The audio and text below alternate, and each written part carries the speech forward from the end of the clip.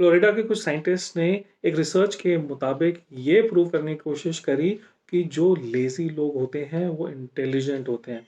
उस स्टडी के हिसाब से जितने भी लोग लेज़ी हैं वो कम बोर होते हैं क्योंकि वो अपनी माइंड एक्टिविटीज़ में अपना समय निकाल देते हैं। उसी तरह उनको लगता है कि जो लोग ज़्यादा काम करते हैं वो जल्दी बोर हो जाते हैं क्योंकि वो अपने माइंड को किसी एक्टिविटी के अंदर नहीं लगा पाते हैं। तो जो भी लोग गिल्ट फील करते हैं कि कभी उन्होंने ज़्यादा कुछ आराम कर लिया या उनको घर में ये सुनने को मिल जाता है कि आप बहुत लेज़ी हैं, तो अपने गिल्ट से बाहर निकल जाइए। को लेज़ीनेस कोई बहुत बड़ी वीकनेस नहीं है।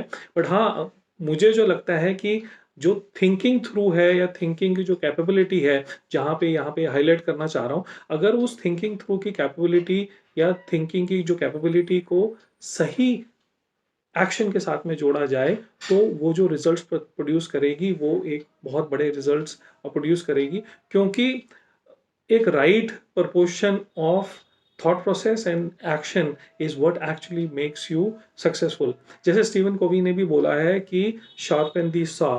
जब वो बोल रहे हैं शार्पन द सॉ मतलब कि जब भी कोई वुड कटर जाके कुछ एक जंगल काटना चाहता है, तो उसको सबसे ज़्यादा टाइम किस पे लगाना चाहिए? अपनी सॉ को शार्पन करने के लिए। इसका मतलब यही है कि आप जब भी कोई काम कर रहे हैं, तो या तो अपने स्किल सेट को एनहांस करिए या उसको थिंक थ्रू करिए। Your strategy for the work and your thought process towards the work is more important than the actual work itself.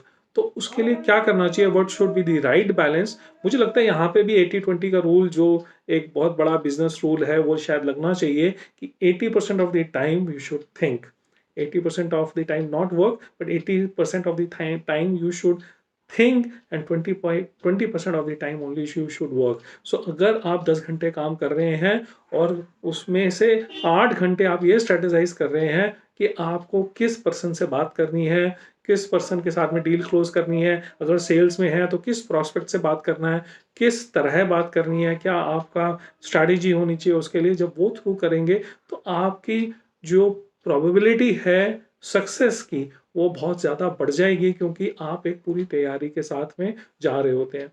जैसे कि आप कभी भी कोई देखें, कोई मूवी बन रही है, ऑर्गेनाइजेशन बन रही है, तो वहाँ पे भी जो टॉप लीडरशिप है उसको ये काम दिया जाता है कि वो मेजॉरिटी ऑफ टाइम फ्री रहें। उनका रीज़न जो उनको फ्री रखने का होता है कि क्योंकि उनके जो थॉट्स के, उनके एक्सपीरियंस की जो है बहुत ज़्यादा वैल्यू रहती है और वो वैल्यू जो वो सोचें वो अपनी टीम को या खुद उसको इम्प्लीमेंट करने में लगा देते हैं। तो आप अगर अपना टाइम ज़्यादा थिंकिंग में लगाएंगे और उसका निचोड़ निकालने की कोशिश करेंगे, एक एक्शन प्लान निकालने की कोशिश करेंगे, एक स्ट्रैटेजी निकालने की कोशिश करेंगे, जैसे जीपीएस होता है उस तरह डायरेक्शन प्लान बनाना की कोशिश करेंगे, तो आपकी जो एक्शन है उसमें से रिजल्ट्स, पॉजिटिव रिजल्ट्स आने की बहुत सारे चांसेस हो जाएंगे और आपके सक्सेस के चांसेस बहुत बढ़ जाएंगे। Thank you. This is Saurabh.